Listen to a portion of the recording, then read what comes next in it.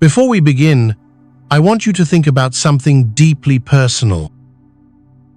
Can you remember a moment when you suddenly felt lighter after letting go of something, maybe a toxic relationship, an old grudge, or negative thoughts?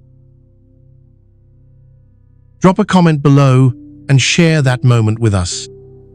I genuinely want to hear about your most freeing experience. Your story might inspire someone else on this journey. Have you ever felt like there's an invisible weight following you around?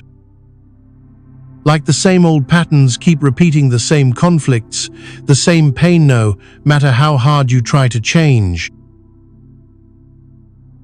In the ancient Zen tradition, they call this uncleared karma. But then one day, you wake up and feel different, lighter, like someone just removed a heavy cloak you didn't even know you were wearing. People who used to trigger your anger can no longer touch your peace. I'm your host at Echoes of Dharma, and today I want to share something Zen masters have understood for thousands of years, 7 subtle but powerful signs that your karma has been cleared. These aren't supernatural signs. They're profound, quiet shifts that only your soul recognizes, moments when you see a completely different person in the mirror.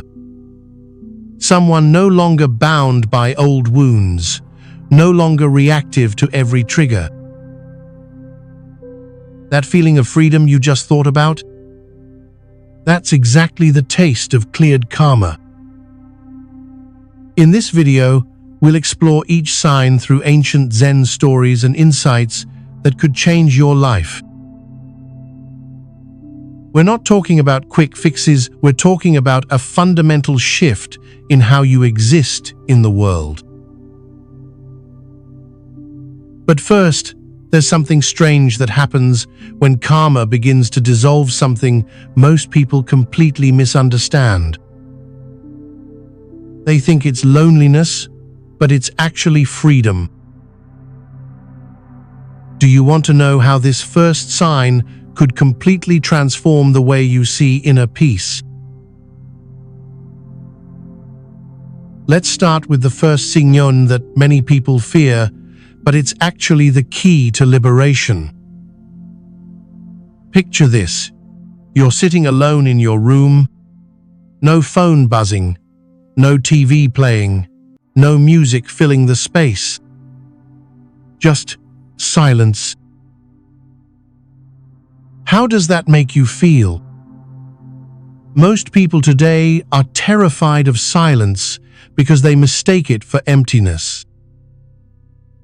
But here's what the ancient Zen masters knew: silence isn't empty. It's full of peace, full of presence, full of truth. When karma binds us, our minds become like busy marketplaces, constantly seeking noise to drown out uncomfortable truths. But when karma begins to clear, something magical happens.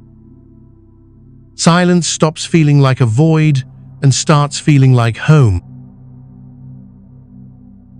Let me share with you an ancient story from 13th century Japan that perfectly illustrates this transformation. In the misty mountains of medieval Japan, there lived a young monk named Kogen. He was brilliant and could recite Buddhist scriptures for hours without pause. But Kogen had a problem: his mind never stopped. Day and night, thoughts raced through his head like wild horses. Memories of his past haunted him. Worries about his future consumed him. The noise in his head was so loud that he couldn't sleep, couldn't meditate, couldn't find even a moment's peace. His teacher, Master Ryokan, watched Kogen struggle for months with deep compassion. One evening, as cherry blossoms fell like snow around the temple, Ryokan approached his restless student. "Kogen," he said gently, "come with me." He led the young monk to a small pond where golden koi fish swam in lazy, peaceful circles. The water was so still it perfectly reflected the moon above. "Sit here," Ryokan instructed with infinite patience. "And listen." "Listen to what, master?" Kogen asked, his frustration bubbling over. "There's nothing to hear." Ryokan smiled with ancient wisdom. "Exactly. Listen to the nothing." For 3 long nights, Kogen sat by that pond, fighting every moment. He fidgeted restlessly. He battled his thoughts like a warrior in combat. His mind rebelled against the silence. "This is pointless. I should be studying. What am I supposed to learn from sitting here doing absolutely nothing?" But Ryokan had given him clear instructions. Don't try to empty your mind. Don't fight your thoughts like enemies. Just listen to what's beneath them. On the 4th night, something profound shifted. As Kogen watched the koi glide silently through the dark water like living brushstrokes on black silk, he stopped trying to control anything. He let his thoughts come and go, like the fish appearing, swimming through his consciousness, then disappearing back into the mystery. And in that moment of complete surrender, he heard it. Not the absence of sound, but the presence of everything. The gentle ripple of water, the soft breath of wind through bamboo, his own heartbeat, steady like an ancient drum. The vast, alive silence that holds all of existence in its embrace. For the first time in his life, Kogen felt completely at peace. The noise in his head hadn't disappeared, it had simply become part of the silence, like instruments joining a cosmic orchestra.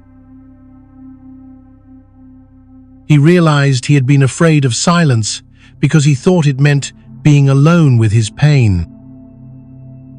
But true silence isn't lonely, it's the deepest connection possible with life itself. When he opened his eyes, tears were streaming down his face.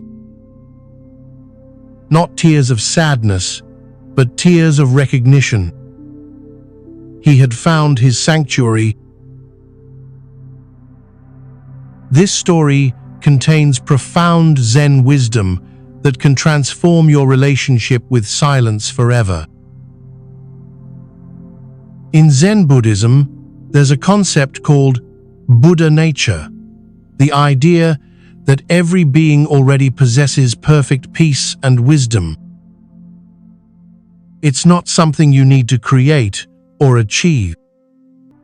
It's something you need to uncover, like brushing dust off a perfect mirror. The great master Dogen wrote, "In true silence, you meet the self that was always complete." This is the key insight. Silence doesn't take anything away from you. It reveals what was always there, waiting beneath the noise. When karma keeps us bound, we become addicted to noise because it distracts us from uncomfortable feelings we're carrying. We fill every moment with stimulation because we're terrified of what we might find in the quiet spaces of our souls. But here's what Kogen discovered. The things we're running from in silence are actually the things that are running our lives. Those uncomfortable thoughts and persistent fears are like misbehaving children demanding attention. The more you fight them, the louder they become.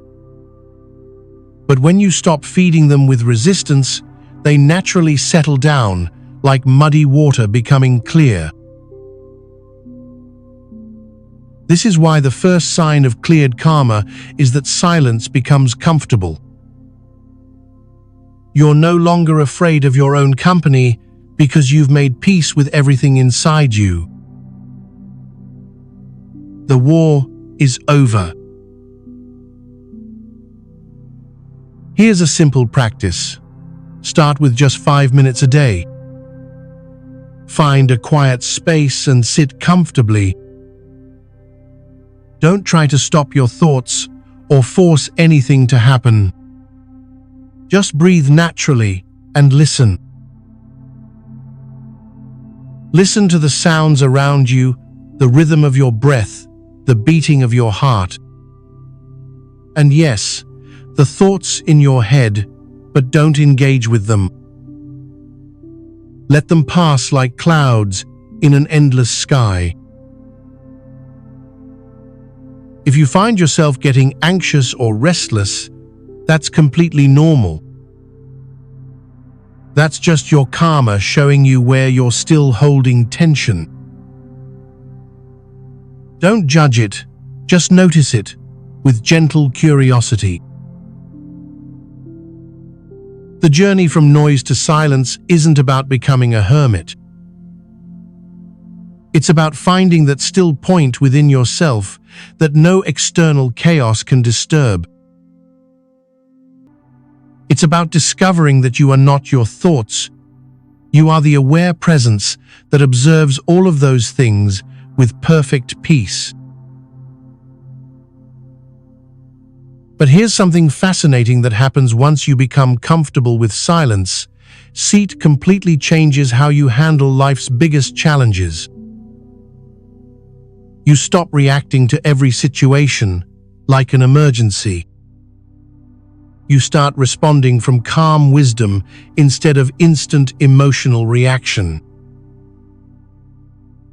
Because the second sign will show you exactly how inner peace changes everything about the way you move through the world. When someone insults you, what happens in the first 3 seconds? Do you feel that familiar fire rising in your chest? That instant urge to defend yourself, to strike back? If you're nodding right now, you're experiencing what Zen masters call reactive mind, the automatic pilot that hijacks your peace. But here's the second sign that your karma is clearing. You begin to observe your emotions instead of being controlled by them. It's like stepping outside during a thunderstorm and watching it pass, instead of being caught in the rain. Let me tell you about a Zen master from 12th century China who discovered this profound truth in the most unexpected way. In the ancient mountains of Song Dynasty China, there lived a monk named Hui who had a reputation throughout the monastery. Not for his wisdom, but for his explosive temper. The other monks walked on eggshells around him, knowing that even the smallest mishap could send him into a rage that lasted for hours. Hui knew this about himself and hated it. He would pray to Buddha, meditate intensely, even punish himself with extra fasting, but nothing seemed to calm the fire that burned inside him. "Why can't I control my anger?" he would ask his teacher, Master Yunmen, night after night.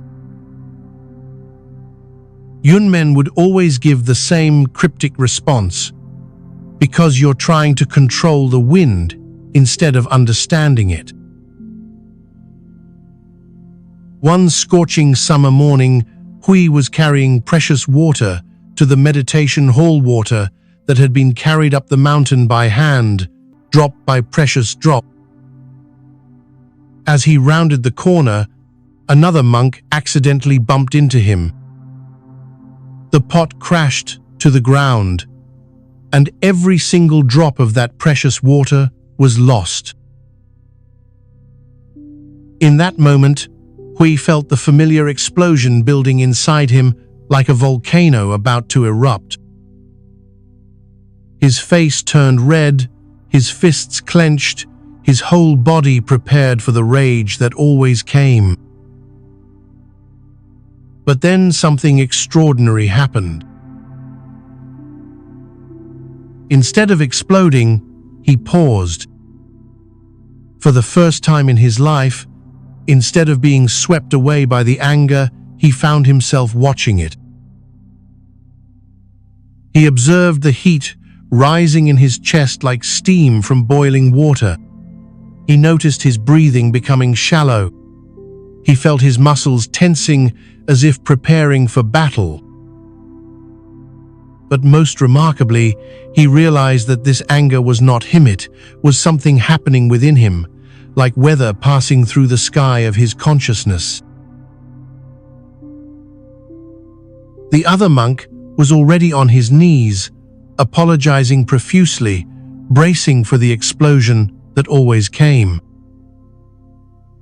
But instead, Hui looked down at him with completely clear eyes and said something that shocked everyone. "Brother, you did not spill this water. My attachment to it created the suffering. The water has simply returned to where it belongs." In that moment, Master Hui discovered what the Buddha called the space between stimulus and response, that sacred pause where freedom lives. What happened to Hui reveals one of the most liberating insights in all of Zen Buddhism. The great master Thich Nhat Hanh taught, "Emotions arise and pass away like clouds in the sky. Breathing is your anchor to the present moment." But this isn't just poetry, it's a practical map to emotional freedom. In Zen, there's a profound concept called anatta, or no self. This doesn't mean you don't exist, it means that the reactive, defensive self you think you are is actually just a collection of conditioned responses. When karma binds us, every trigger feels personal because we identify completely with our reactions. Someone cuts you off in traffic, and immediately you think, "They disrespected me." Your boss criticizes your work, and you feel, "They're attacking my worth." But here's what Master Hui realized. Reactions are not you. They're just weather patterns in the sky of your consciousness. The Zen master Huang Po said, "The foolish reject what they see, not what they think. The wise reject what they think, not what they see." What he meant is that when we react, we're not responding to what's actually happening, we're responding to our interpretation, our story, our projection of meaning onto a neutral event.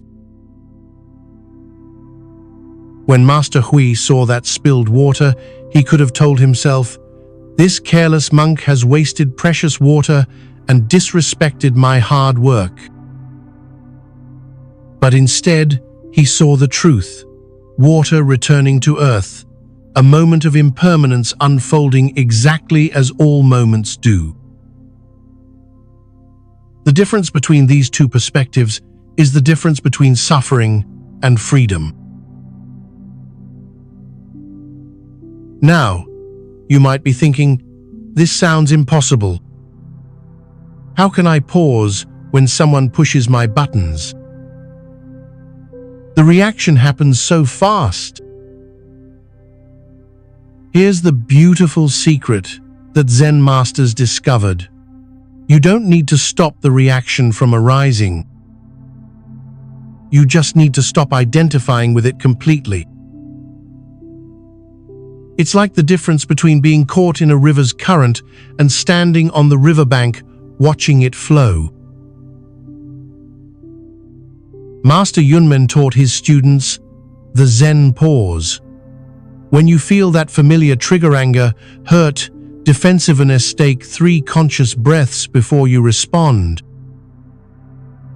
Not to calm down, not to suppress the emotion, but to create space between the stimulus and your response. During those 3 breaths, ask yourself, what is actually happening here?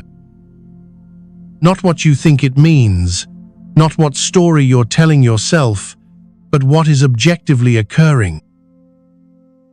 Someone said words. An event occurred. Your body is having a biochemical response. That's it. Everything else, the meaning, the offense, the drama, that's your mind adding layers of interpretation.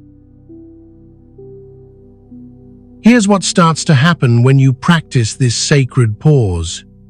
You begin to live from what Zen calls your observer self, instead of your reactive self. Your observer self is like the sky, vast, open, unchanging, completely unaffected by whatever weather passes through it. People who used to trigger you instantly will find they can't reach you anymore, not because you've become cold, but because you're no longer taking their behavior personally. You see their actions as expressions of their own inner weather, not attacks on your worth. A practical example: your partner snaps at you after a stressful day. Instead of immediately snapping back, you pause and observe, stress is speaking right now, not my partner's true self. How can I respond to the stress rather than react to the words? This doesn't mean becoming a dormitite, means responding from wisdom instead of wound. When you start observing instead of reacting, something magical happens. You stop needing to be right all the time because you're no longer defining your worth by winning arguments. You stop taking everything personally because you understand that other people's behavior is about their inner world, not yours. You become like water fluid, adaptable, impossible to break. The ancient Zen saying goes, "You are the sky, everything else is just weather." When you really understand this, no storm can disturb your peace, because you know you are not the storm, you are the vast, unchanging awareness in which storms arise and pass away. Try this practice. The next time someone triggers you, place your hand on your heart and take 3 deep breaths. Say to yourself, "I am the sky, this is just weather." Then, observe what you're actually feeling without judgment. Is it hurt underneath the anger? Fear beneath the defensiveness? Once you see the emotion clearly, you can respond to its message instead of being controlled by its energy. But here's where this gets really interesting. When you stop reacting to old triggers, something profound happens to your entire life pattern. Those same painful situations that used to repeat over and over again begin to dissolve because you're no longer feeding them with reactive energy. The third sign reveals why your external world starts changing when your internal world finds peace. Have you ever looked at your life and felt like you're living the same story over and over again, just with different characters? The friend who betrays you in the same way your childhood friend did. The boss who dismisses your ideas, just like your father dismissed your dreams. The romantic partner who abandons you emotionally, echoing that first heartbreak. If this resonates deeply in your soul, you're witnessing what Buddhism calls samsara, the wheel of repetitive suffering that spins endlessly until we learn to step off. But here's the third miraculous sign that your karma is clearing. Those old, painful patterns suddenly stop. Not because you fought them, but because you finally learned the lesson they came to teach. Let me share a story from ancient Japan that reveals exactly how this transformation happens. In the elegant courtyards of Heian period Japan, there lived a young woman named Anju who had taken vows as a Buddhist nun to escape a pain that followed her like a shadow. From her earliest memories, Anju had experienced the same devastating pattern. Every person she loved deeply would eventually withdraw their affection, leaving her feeling worthless and abandoned. Her mother had been emotionally distant, always too busy with court duties to offer warmth. Her closest childhood friend had suddenly stopped speaking to her. Her first love had promised her the world, then disappeared without explanation. Even in the monastery, she found herself drawn to other nuns who seemed kind at first, but gradually became cold and rejecting. "Why does everyone leave me?" she would whisper to the Buddha statue in her small room, tears streaming down her face like rain on cherry blossoms. "What is wrong with me that no one can love me fully?" For years, Anju tried everything to break this pattern. She became the most helpful nun in the monastery, hoping service would earn her love. She studied the scriptures obsessively, thinking wisdom might make her worthy. She even practiced severe austerities, punishing her body for what she believed were her spiritual failings. But still, the pattern continued like a broken record, playing the same sad song. One autumn night, as golden leaves fell like memories outside her window, Anju reached her breaking point. Another nun she had grown close to had just informed her coldly that their friendship was inappropriate and must end. But instead of falling into her usual despair, something different stirred in Anju's heart. For the first time, instead of asking, "Why do they reject me?" she asked a completely different question: "What in me keeps creating this experience?" She lit a single stick of incense and sat in meditation, not to escape her pain but to face it directly. As the fragrant smoke curled upward like prayers, she began to examine her pattern with surgical precision. What she discovered changed everything. She realized that deep in her unconscious mind, she carried a belief from childhood: love always ends in abandonment. Because she expected rejection, she unconsciously chose people who were emotionally unavailable. Because she feared abandonment, she became clingy and needy, which pushed people away.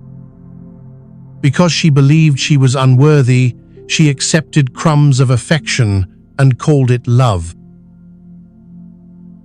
She was not a victim of cruel fetish, was unconsciously co-creating her own suffering. But the deepest insight came when she realized why this pattern existed at all. It wasn't punishment, it was protection. Her young mind had decided, if I expect rejection, I won't be surprised by it. If I choose people who can't really love me, I won't risk the devastating loss of real love. The pattern wasn't trying to hurt her, it was trying to keep her safe from deeper vulnerability. In that moment of understanding, Anju felt a shift so profound it was like the earth moving beneath her feet. She placed her hands over her heart and whispered something that would change her life forever. I forgive you, little Anju. You did the best you could to protect us. But we're safe now. We're ready to love and be loved fully. That night, for the first time in years, she slept peacefully. And from that day forward, everything changed. The nuns who had seemed cold began responding to her with genuine warmth. New friendships formed naturally, based on mutual respect rather than desperate need. Even her relationship with her distant mother began to heal when Anju stopped trying to earn love and started offering it freely. The external world shifted because her internal world had transformed. What Sister Anju discovered is what the Heart Sutra teaches: form is emptiness, emptiness is form. This ancient wisdom means that what appears solid and unchangeable in our external experience is actually created by the formless patterns of our consciousness.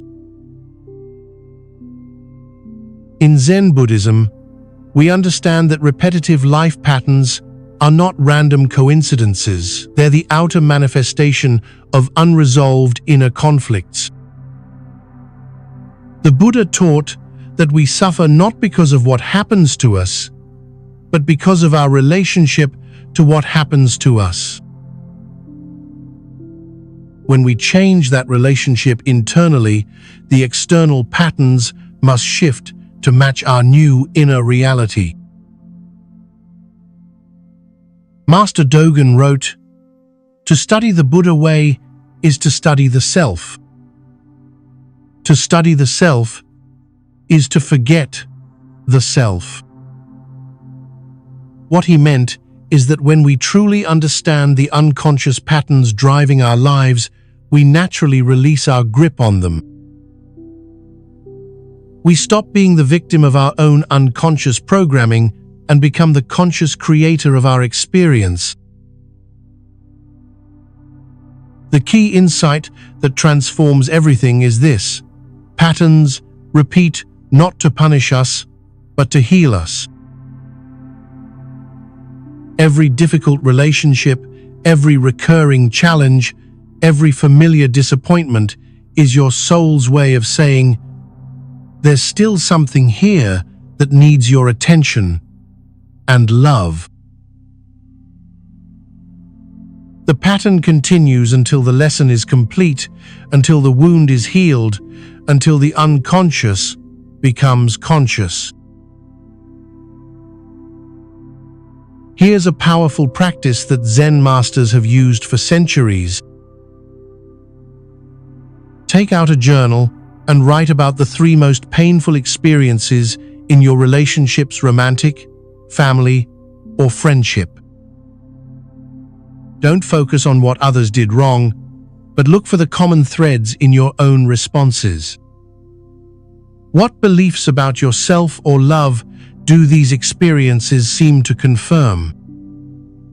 What role did you unconsciously play in creating these dynamics?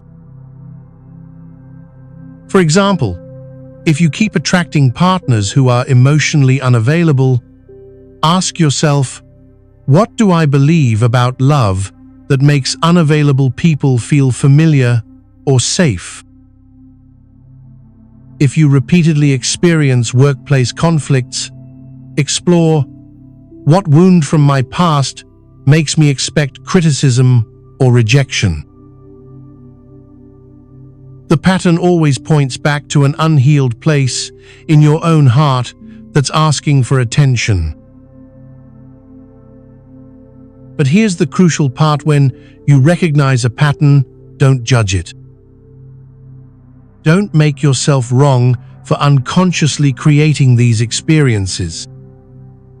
Instead, approach your patterns with the same compassion you would offer a frightened child. These patterns developed to protect you when you were vulnerable. Thank them for trying to keep you safe, then gently explain that you're ready to try a new approach. Here's what happens when you truly understand and release a karmic pattern. The external world begins to reflect your inner transformation almost immediately. It's not magic, the natural law of consciousness. When you're no longer unconsciously attracting certain experiences, those experiences can no longer find you. When you're no longer energetically matched to dysfunction, dysfunction loses its power over your life. The ancient Zen saying reminds us, the lotus grows most beautifully from the deepest mud. Your most challenging patterns often contain your greatest gifts. The person who struggles with abandonment becomes the one who creates the deepest intimacy. The one who faces rejection learns to love unconditionally. Your wounds become your wisdom. Your patterns become your path to freedom. But here's something absolutely miraculous that happens when your old patterns finally dissolve. You don't just stop attracting negative experiences, you start being protected in ways that feel almost supernatural. Accidents miss you, opportunities find you, and harm seems to avoid your path entirely. The fourth sign reveals how cleared karma creates an invisible shield of grace around your entire life. Have you ever experienced a moment when something terrible almost happened to you, but at the last second, something unexplainable intervened? Maybe you were about to cross the street when someone called your name, making you pause just as a speeding car ran the red light. Or perhaps you felt a sudden urge to change your travel plans, only to discover later that your original flight was delayed for hours. Most people dismiss these moments as coincidence or luck. But when your karma begins to clear, these experiences of mysterious protection become more and more frequent. This is the fourth sign of cleared karma. You feel strangely protected, as if invisible hands are gently guiding you away from harm and toward opportunities. It's not that you're living in a fantasy where nothing bad can touch you, it's that you've come into alignment with the natural flow of life, and that flow naturally carries you around the rocks towards smoother waters. Let me tell you about a wandering monk from medieval Japan whose experience perfectly illustrates this mysterious grace. In the misty mountains of Kamakura period Japan, there lived a monk named Tetsuo who had dedicated his life to walking meditation. Unlike other monks who stayed in monasteries, Tetsuo believed that Buddha could be found most clearly on the winding paths between villages, where life unfolded in all its raw, unfiltered reality. For 20 years, Tetsuo had walked these mountain paths alone, carrying only a small bowl, a worn robe, and a heart full of presence. He had survived harsh winters, dangerous storms, and encounters with wild animals, not through careful planning or worldly wisdom, but through what he called walking in harmony with the Tao. One particularly foggy morning in early spring, Tetsuo was walking along a narrow forest path he had traveled hundreds of times before. The cherry blossoms were just beginning to bloom, and the air was filled with that sweet fragrance that speaks of new beginnings. He was walking in his usual state of relaxed awareness, not thinking about his destination, not worrying about dangers, simply placing one foot in front of the other in complete presence. Suddenly, without any conscious thought or decision, Tetsuo felt compelled to step sideways off the path. It wasn't fear or caution that moved him, it was more like a gentle inner nudge, as if the path itself was whispering, "Step aside, old friend." The moment his foot left the familiar trail, he heard it, the distinctive rattle that meant only one thing in these mountains. Coiled exactly where his next step would have landed was a massive viper, disturbed from its morning sunbath by the approaching footsteps. The snake's fangs were bared, its body tensed to strike, but instead of attacking, it seemed to look directly into Tetsuo's eyes for one eternal moment. Then, as mysteriously as it had appeared, the serpent slithered away into the underbrush, disappearing like a shadow at dawn. Tetsuo stood perfectly still for several minutes, not from fear but from awe. He had been walking that same path for 2 decades, but never had he experienced such clear protection. It wasn't his sharp reflexes that had saved him. He hadn't even seen the snake until after he'd stepped aside. It wasn't luck or coincidence. The movement had felt as natural and inevitable as breathing.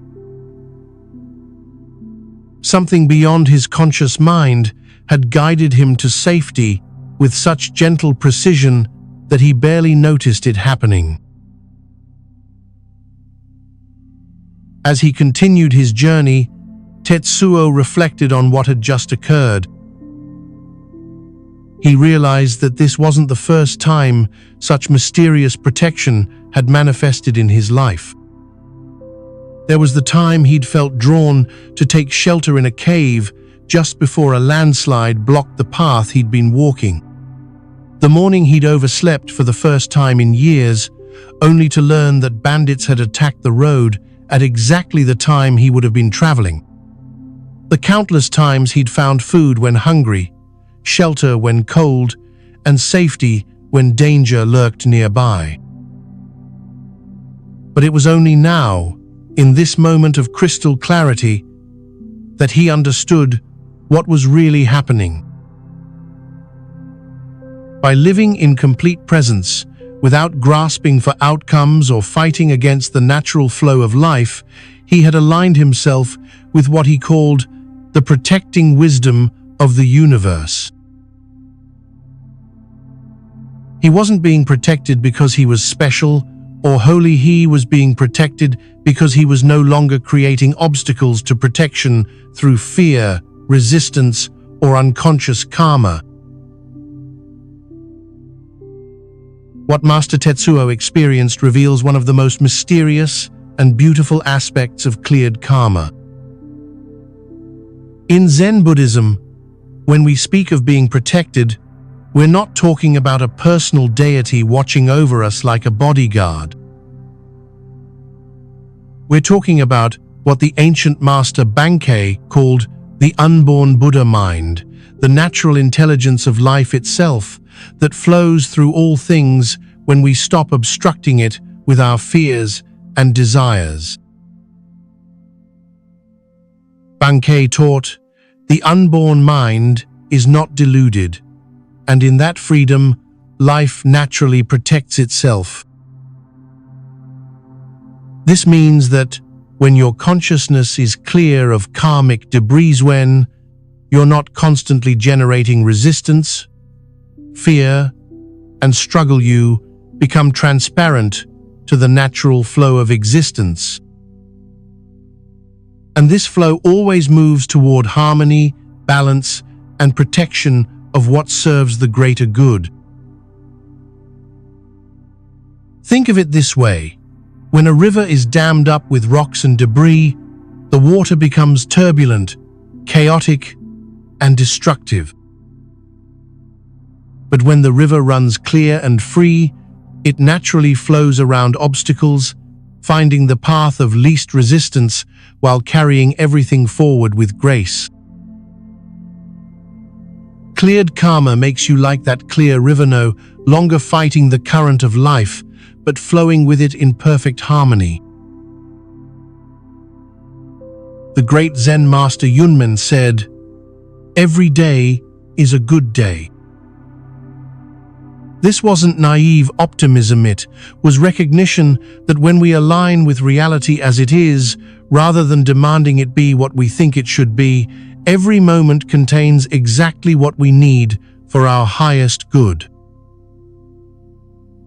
Sometimes that means experiencing challenges that help us grow. Sometimes it means being mysteriously protected from harm we never even knew was approaching. When you live in chronic stress, fear, or resistance, which is what uncleared karma creates, your nervous system is constantly in fight or flight mode. This narrows your perception, reduces your intuitive awareness, and makes you more likely to miss important signals from your environment. You're so focused on your internal drama that you're not present to the subtle cues that could guide you towards safety and opportunity. But when your karma clears and your nervous system relaxes into presence, something remarkable happens.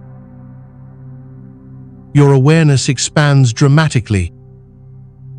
You notice things you previously missed, the subtle change in someone's voice that warns you they're not trustworthy, the inner knowing that suggests you take a different route home, the feeling that tells you to call someone just when they need you most. This heightened awareness isn't supernatural, it's your natural state when fear and resistance aren't clouding your perception. Master Tetsuo's protection came through this expanded awareness. Walking in presence for 20 years had developed his sensitivity to the subtle energies and patterns around him to such a degree that his unconscious mind could detect the snake's presence before his conscious mind processed it. The mysterious nudge to step aside was actually his deepened intuition reading environmental cues faster than thought. So, how do you cultivate this mysterious protection in your own life? The answer isn't to pray for protection or perform protective ritual sits to remove the obstacles to the natural protection that's already there. First, practice what Zen calls present moment awareness throughout your day. When you're walking, just walk. Don't simultaneously plan your evening, replay this morning's conversation, and worry about tomorrow's meeting. When you're listening to someone, truly listen and formulate your response while they're still speaking. This simple practice dramatically increases your sensitivity to your environment and your inner guidance. Second, learn to trust your intuitive feelings, even when they don't make logical sense. If you feel uncomfortable in a situation for no clear reason, honor that feeling. If you're drawn to change your plans unexpectedly, consider following that guidance. Your intuition is picking up on information your conscious mind hasn't processed yet. The key is not to expect protection as a guarantee against all difficulty. Life includes challenges that help us grow.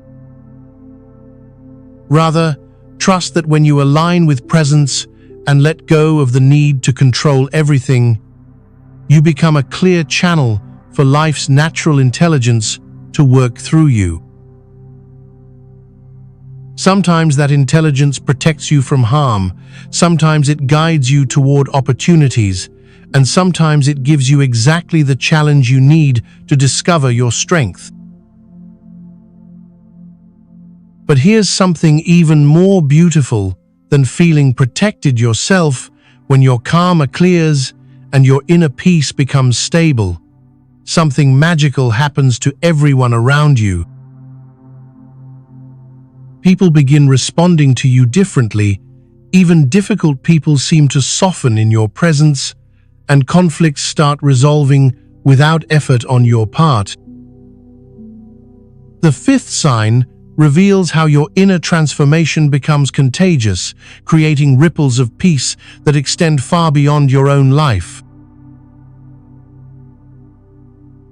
Have you ever walked into a room full of tense, arguing people and watched as they gradually became calmer without you saying a single word? Or found yourself in conversation with someone who's normally aggressive and demanding, only to watch them become gentler and more reasonable in your presence? If you've experienced moments like these, you've witnessed something the ancient Zen masters considered one of the most profound signs of spiritual maturity. Your inner peace becoming so stable that it naturally transforms the energy of everyone around you. This is the fifth sign that your karma has been cleared. Other people begin to mirror your inner peace, even those who are typically difficult or confrontational. It's not that you're trying to change them or manipulate their behavior, it's that peace is contagious in the most beautiful way. When you no longer radiate the frequency of pain, conflict, or resistance, others can't find that frequency in you to react to. Instead, they find themselves inexplicably drawn toward the calm that emanates from your presence.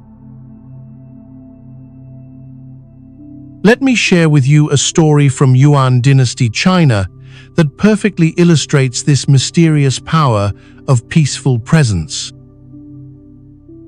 In the ancient temples of 13th century China, during a time of great political turmoil and social unrest, there lived a monk named Soma, whose reputation had spread far beyond the monastery walls. He wasn't famous for his scholarly knowledge of Buddhist texts or his ability to perform elaborate ceremonies. Instead, he was known for something much more rare and precious.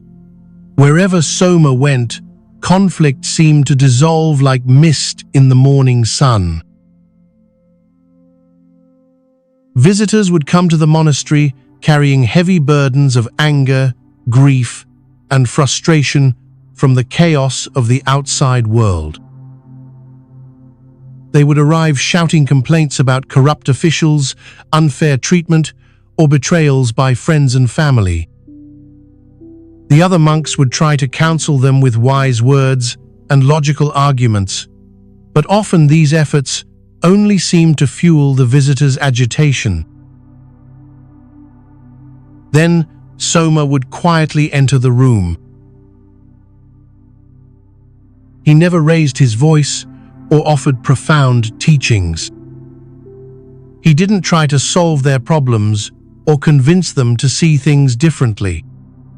He would simply sit nearby, his presence so deeply peaceful that it was like sitting next to a still mountain lake on a windless day. Without any effort on his part, the angry visitors would gradually find their voices becoming softer, their breathing becoming deeper, their clenched fists slowly relaxing. One day, a wealthy merchant arrived at the monastery in a state of absolute fury. He had been cheated out of his entire fortune by a business partner he had trusted for 20 years. The man was screaming about revenge, threatening violence, his face red with rage that had been building for weeks. The other monks tried everything they knew, offering tea, sharing stories of forgiveness, quoting Buddha's teachings about letting go of anger. Nothing worked. If anything, their attempts to help seemed to make him angrier. Finally, Master Soma appeared in the doorway. He didn't say, "Good morning," or ask what was wrong. He simply walked over to a cushion near the merchant and sat down in perfect stillness. For several minutes, the merchant continued his tirade, but gradually something strange began to happen. His voice became less harsh, his gestures less violent, his breathing less ragged. It was as if Soma's presence was a tuning fork, and the merchant's agitated energy was slowly coming into harmony with a deeper frequency. After nearly an hour of sitting together in mostly silence, the merchant looked directly at Soma and asked, "Master, why do I feel so calm around you? I came here burning with hatred, and now I feel like I could actually sleep for the first time in months. What did you do to me?" Soma smiled gently and replied with words that would be remembered and repeated for generations. "I did nothing to you. I simply stopped radiating the pain that used to live in me. When there is no pain in me to match the pain in you, your pain has nowhere to attach itself. So it naturally begins to dissolve, like salt in clear water." This exchange reveals one of the most profound truths in all of human relationship. We don't just communicate through words and actions, but through the energetic frequency we're broadcasting at every moment. When our inner world is chaotic, we unconsciously invite chaos from others. When our inner world is peaceful, we naturally evoke peace in everyone we encounter. The Heart Sutra teaches us that form is emptiness. Emptiness is form, which means that what appears to be separate you and others, inner and outer world actually one unified field of consciousness. Master Hakuin expressed this beautifully. A pure heart is a bright mirror, reflecting everything without attachment. When your heart becomes truly clear, others see their own true nature reflected back to them, which is inherently peaceful and loving. This doesn't mean that everyone will always respond to you with kindness. Some people are so invested in their drama that they'll reject peace when it's offered. But you'll notice that even difficult people can't sustain their aggression in your presence for very long. Their angry energy, finding nothing to fight against in you, eventually exhausts itself and transforms into something softer. Think about someone in your life who always seems to bring out your reactive, defensive side. Now, honestly reflect, what are you radiating when you're around this person? Are you broadcasting expectation of conflict, fear of being attacked, or resentment about past interactions? If so, you're unconsciously inviting them to play their familiar role in your personal drama. But what would happen if you encountered them with no agenda, no defensive preparation, no story about who they are or how they're going to behave? This is what Zen calls beginner's mind, meeting each person and situation fresh, without the overlay of past conditioning or future expectations. When you approach others from this state of open presence, you're not giving them anything to resist or fight against. Instead, you're offering them an opportunity to show up differently than they usually do. Here's a practical exercise that can transform your relationships. For 1 week, try the Soma practice. Before entering any interaction, whether it's with your partner, your boss, a difficult customer, or even a stranger on the phone, take 3 deep breaths and consciously release any agenda or expectation about how the conversation will go. Don't try to be positive or friendly in a forced way. Simply arrive as purely present as you can, like Soma sitting on his cushion. Notice what happens to the other person's energy when you're not unconsciously inviting them to be defensive or aggressive. You might be surprised to discover that people you've labeled as always difficult can actually be quite reasonable when they're not responding to your unconscious resistance or judgment. The checkout person who's usually rude might smile at you genuinely. The family member who always argues might actually listen to what you're saying. Your boss who never seems satisfied might acknowledge your good work. These aren't coincidences, they're the natural result of no longer providing the energetic fuel that keeps old patterns alive. But here's what's most beautiful about this sign. It shows you that your inner work doesn't just heal you, it heals the web of relationships around you. Every person who experiences your authentic peace carries that frequency with them into their other relationships. Your children, your co-workers, your neighbors, they all benefit from the calm presence you've cultivated, even if they don't understand what's different. You become like a stone thrown into a still pond, creating ripples of peace that extend far beyond what you can see. The ancient saying reminds us, be so busy working on your own grass that you have no time to notice whether your neighbor's is greener. When you're fully engaged in cultivating your own inner peace, you naturally stop trying to control or fix others. And paradoxically, when you stop trying to change people, they often change all by themselves, simply in response to the healing frequency of your presence.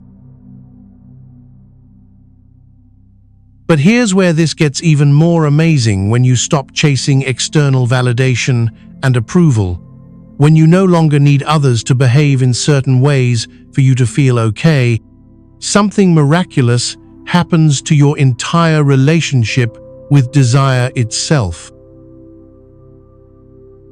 You discover a state of contentment so complete that you want for nothing, yet everything you truly need flows to you effortlessly.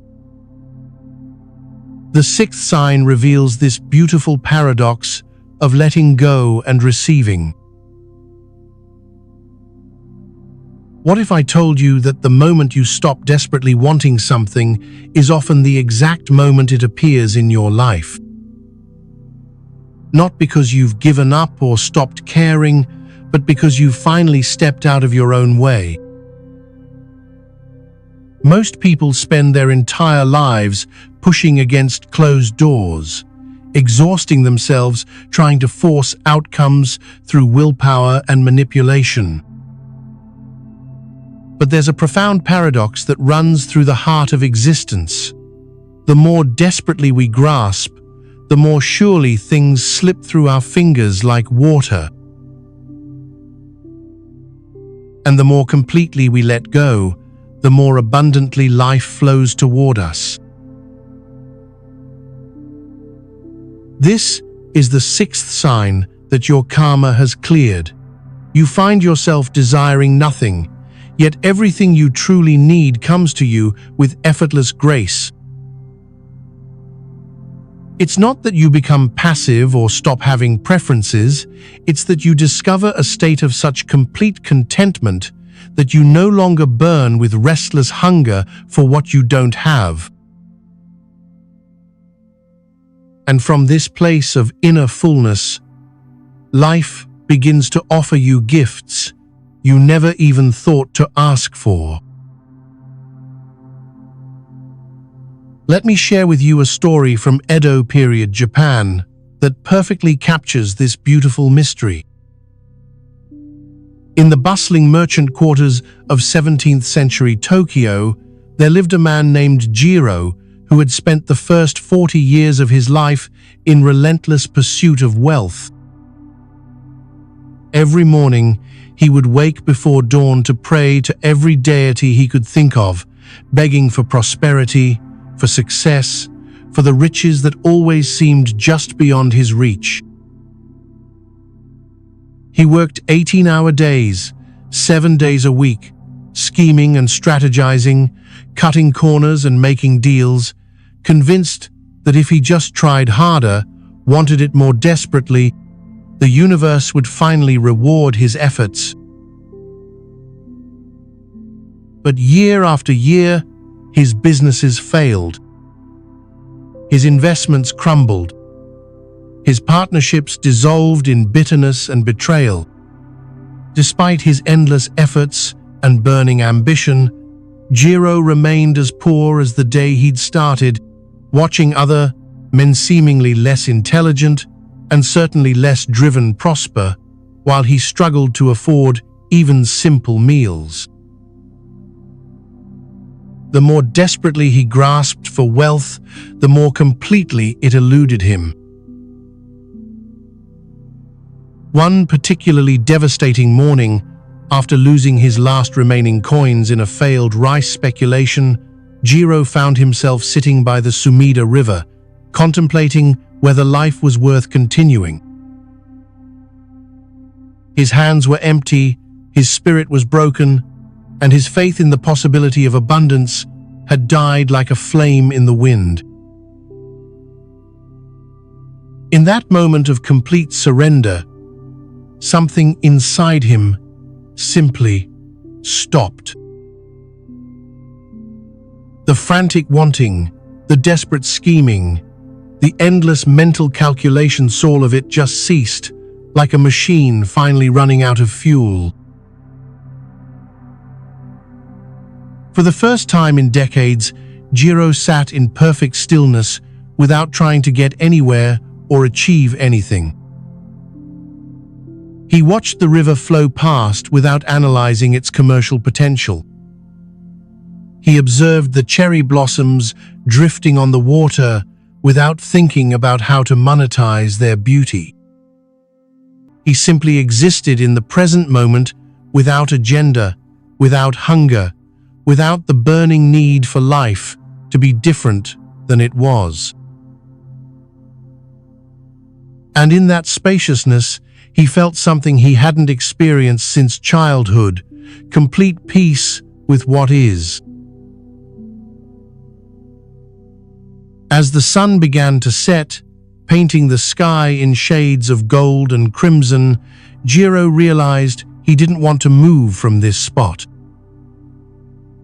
Not because he was depressed or defeated, but because he had discovered something more valuable than all the wealth he had chased. The profound richness of a moment experienced fully. He decided to stay by the river, not as a homeless man, but as someone who had found true treasure in the simple act of being present.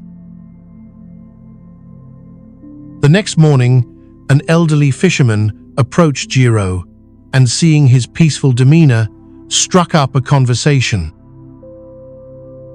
By the end of their talk, the fisherman had offered Jiro a simple job helping to mend nets, not because he needed the help, but because he enjoyed Jiro's calm presence. Jiro accepted, not because he needed the money, but because the work felt right in the moment. Within a week, other fishermen were seeking Jiro's help with their nets. His peaceful, unhurried approach to the work seemed to make everything flow more smoothly. Within a month, merchants were asking him to mediate disputes because his presence somehow made negotiations easier and more harmonious. Within a year, Jiro had become one of the most sought-after consultants in the merchant quarter, not because he chased opportunities, but because opportunities naturally gravitated toward his centered energy. The profound irony was not lost on him.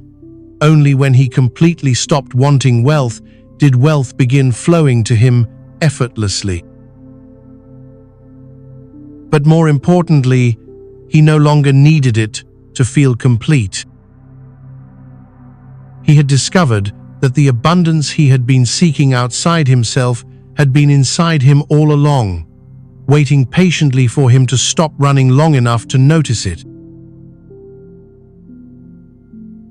The great Zen master Senkan wrote, "The great way is not difficult for those who have no preferences." This doesn't mean becoming indifferent or passive. It means discovering such complete inner fulfillment that you're no longer driven by desperate need or compulsive wanting. When you reach this state, you still have preferences and make choices, but they come from wisdom and joy rather than fear and lack. In Buddhist philosophy, this phenomenon is understood through the principle of non-attachment. Attachment isn't about loving or caring deeply. It's about the desperate clinging that comes from believing your happiness depends on obtaining or keeping certain things. When you're attached, you approach life like a starving person approaches food, grabbing and hoarding, and never feeling satisfied no matter how much you consume. But when you're unattached, you approach life like someone who's already well-fed, able to appreciate and enjoy whatever comes without needing to possess or control it. Master Huang Po taught, "Your everyday mind that is the way." What he meant is that when you stop treating life like an emergency that requires constant intervention, you align with the natural flow of existence. And this flow is inherently abundant not because it gives you everything you want, but because it gives you everything you actually need, often in ways you never could have imagined. This doesn't mean sitting around waiting for miracles while taking no action. It means acting from inspiration and wisdom rather than desperation and force. When Jiro helped the fisherman, he wasn't trying to build a business, he was simply responding to what felt right in the moment. But because his actions came from authenticity rather than manipulation, they naturally created value that others wanted to support. Here's a practical way to begin experiencing this shift. For the next week, try what I call the enough practice. Each morning, before getting out of bed, spend 2 minutes consciously appreciating everything you already have. Not as a technique to get more, but as a genuine recognition of the abundance that's already present in your life. Your breath, your heartbeat, your capacity to see and hear and think. The roof over your head, the people who care about you, the miraculous fact that you exist at all in this vast universe.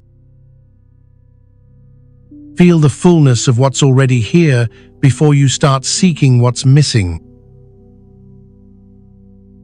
Then, as you move through your day, notice the difference between acting from necessity and acting from desperation.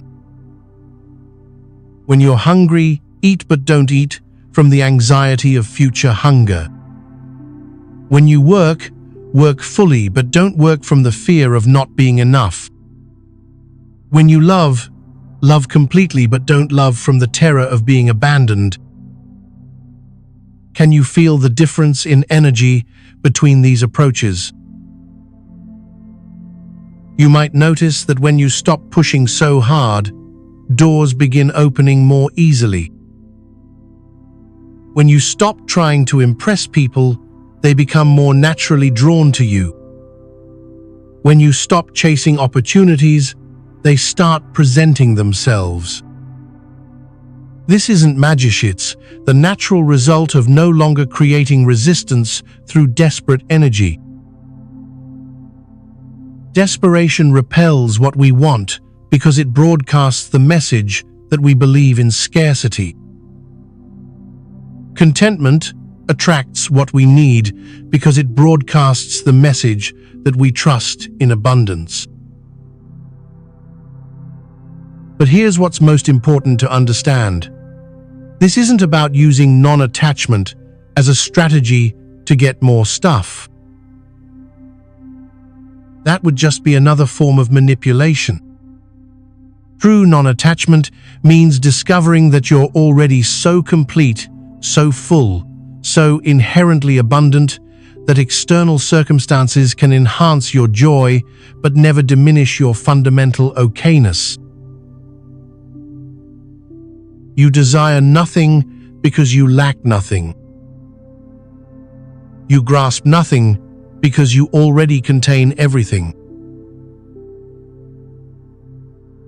The ancient Tao Te Ching reminds us the sage does not attempt anything very big and thus achieves greatness. When you stop forcing and start flowing, when you stop demanding and start trusting, when you stop grasping and start receiving, life begins to move through you rather than against you. What you receive may not look like what you thought you wanted, but it will be exactly what your soul needs for its next level of growth and joy. But here's the final and most profound transformation that happens when karma fully clears you. Begin to feel grateful, not just for the gifts life brings, but for the very challenges that once seemed to break you.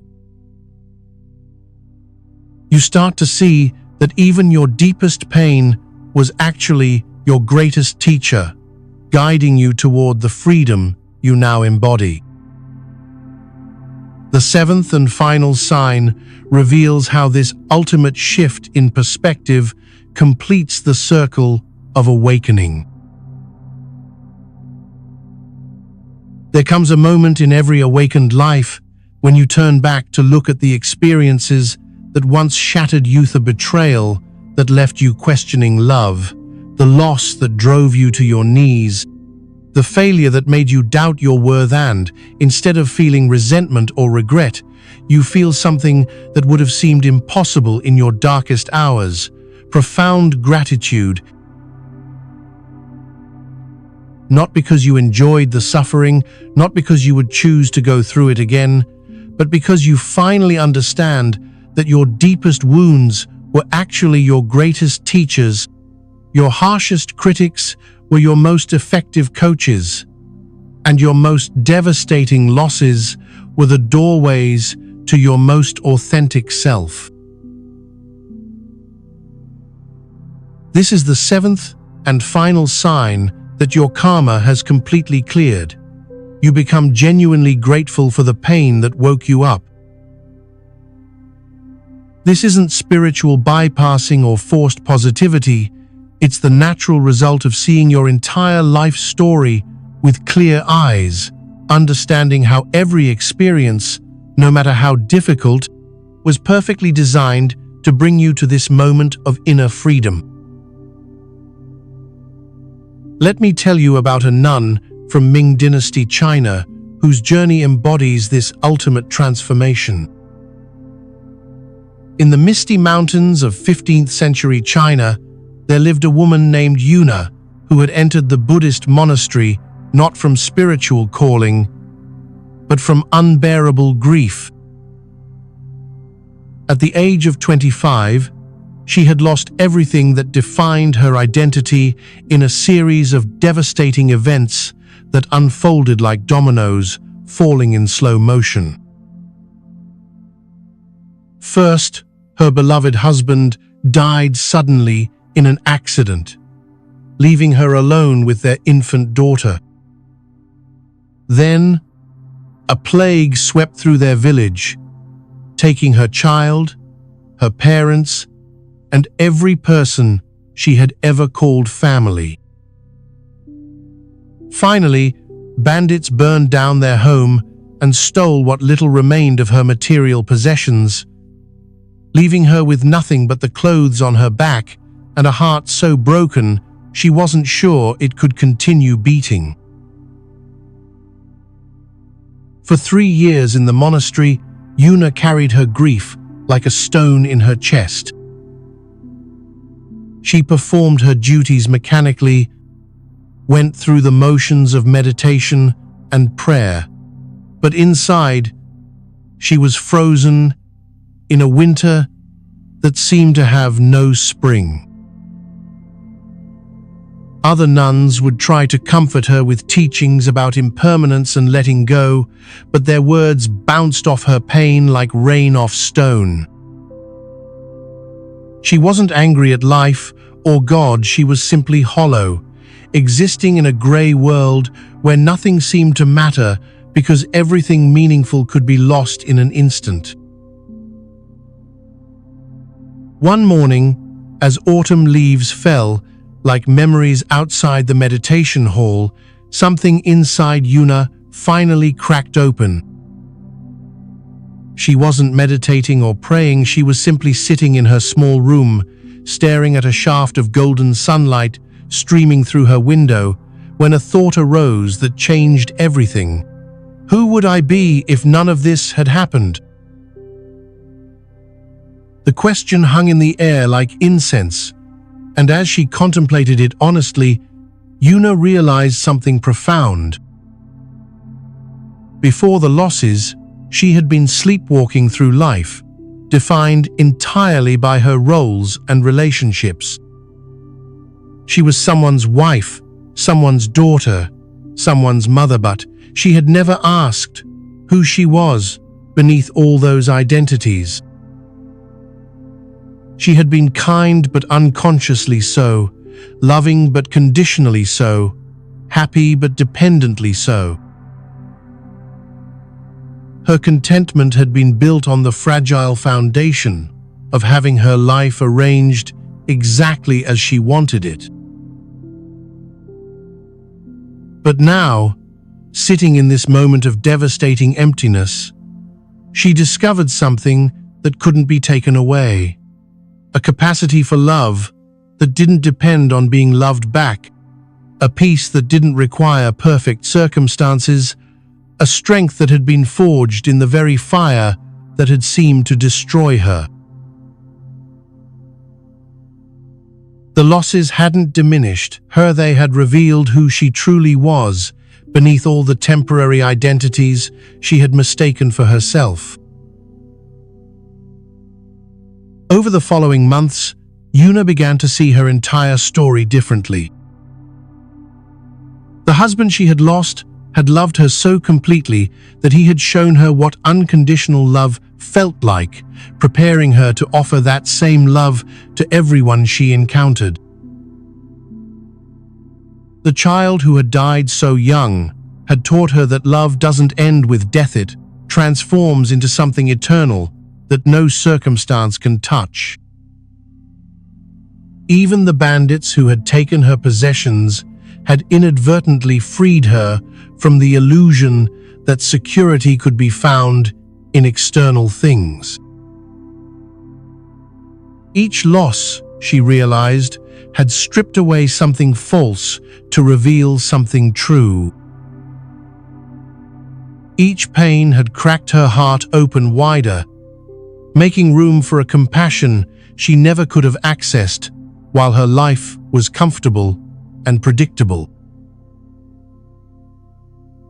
She began to understand what the Buddha meant when he said that suffering is the first noble truth, not because life is meant to be miserable, but because it's often only through losing what we think we need that we discover what we actually are.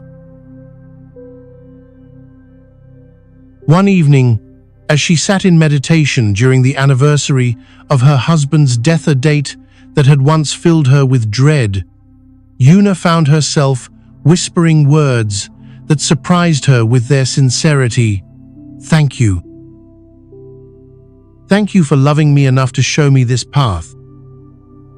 Thank you for trusting me to be strong enough to walk it. Thank you for breaking my heart so completely that it could finally break open." In that moment, her transformation was complete. Not because she no longer missed those she had lost, but because she could finally see that their love had never left it, had simply taken a new form, becoming the very compassion that now flowed through her to everyone who crossed her path. The Zen master Linji taught, "Pain is not your enemy, is your guide to freedom." This profound truth captures the essence of why gratitude for our difficulties is the final sign of cleared karma. When we can look back at our most challenging experiences and see them as perfectly designed curriculum for our soul's growth, we understand that nothing in our lives has been random or meaningless. Every heartbreak taught us something about love. Every failure taught us something about resilience. Every loss taught us something about what truly cannot be lost. This doesn't mean romanticizing suffering or believing that pain is always necessary for growth. It means recognizing that the pain you've already experienced, the pain that once felt senseless and cruel, actually served a purpose so profound that you wouldn't trade the wisdom it brought you for an easier path. But here's what's most important to understand. This gratitude can't be forced or faked. You can't just decide to be grateful for your trauma and expect it to heal you.